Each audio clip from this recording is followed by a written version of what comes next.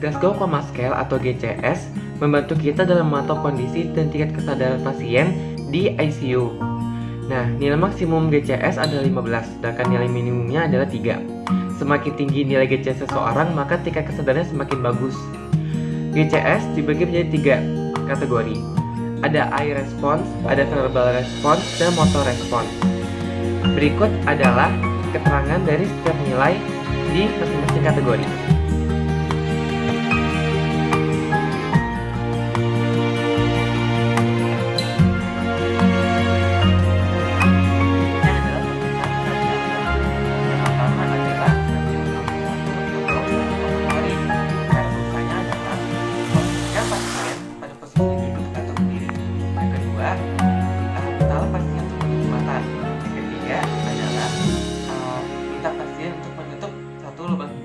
Karena lubang hidung diperiksa secara terpisah.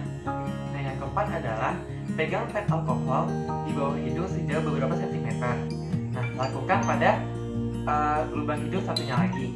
Setelah itu, tanyakan kepada pasien apakah ada perbedaan bau di antara lubang yang pertama dan lubang yang kedua. Nah, pemeriksaan saraf yang kedua adalah optic nerve atau saraf penglihatan.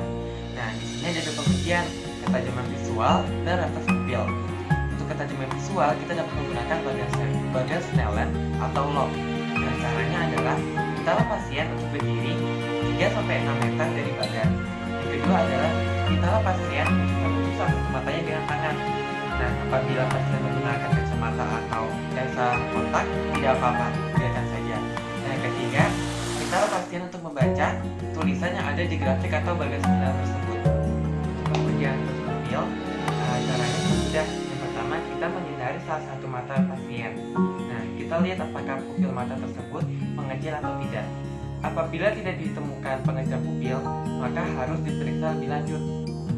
Nah, pemeriksaan saraf berikutnya adalah cranial nerve 346, oculomotor, trochlea, dan abducens.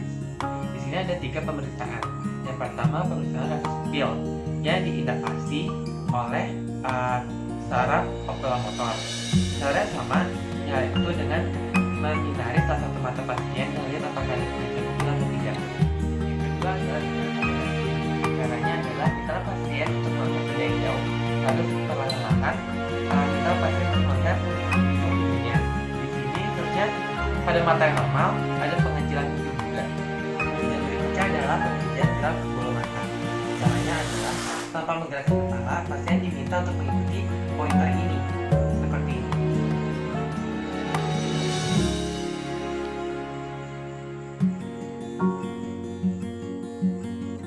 Setelah itu, tanyakan kepada pasien, adakah kesulitan dalam menggerakkan bola mata atau adakah penglihatan ganda? Apabila terdapat dua kondisi tersebut, periksa lebih lanjut. Pemeriksaan saraf berikutnya adalah cranial nerve kelima atau trigeminal nerve. Di sini ada 4 pemeriksaan. Yang pertama adalah pemeriksaan inovasi sensoris. Caranya adalah dengan menyentuh daerah dahi, rahang atas, rahang bawah pasien menggunakan gumpalan kapas dan jarum. Mintalah pasien untuk menutup matanya dan tanyakan kepada mereka sensasi yang mereka rasakan ketika kita menyentuh area wajah mereka dengan kedua benda tersebut. Kedua adalah pemeriksaan refleks kornea. Caranya adalah kita berdiri di samping pasien, lalu tarik kelopak mata pasien ke bawah. Setelah itu, mintalah pasien untuk menatap kejauhan. Lalu, kita sentuh kornea pasien menggunakan cotton bud atau gumpalan kapas secara perlahan. Setelah itu, perhatikan rasa kedipan mata pasien. Lalu tanyakan apakah mereka merasakan sentuhan atau tidak. Yang ketiga adalah pemeriksaan pergerakan mandibular. Caranya adalah minta pasien untuk membuka dan menahan mandibular mereka atau rahang bawah mereka tetap terbuka sementara kita berusaha menutup rahang mereka. Pemeriksaan keempat adalah refleks rahang bawah yang berlebihan. Caranya adalah dengan meminta pasien untuk membuka mulutnya sedikit, lalu taruhlah jari telunjuk kita di daerah dagu.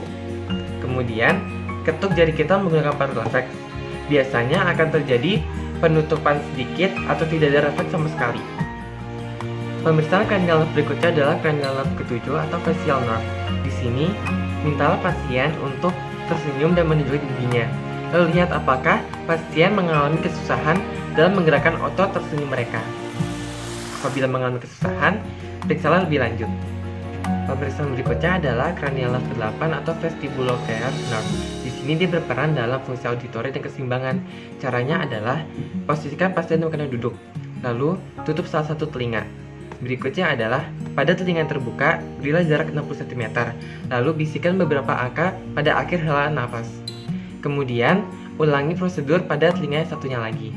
Apabila ditemukan kesulitan pasien dalam mengulangi angka-angka yang kita bisikan, periksaan lebih lanjut.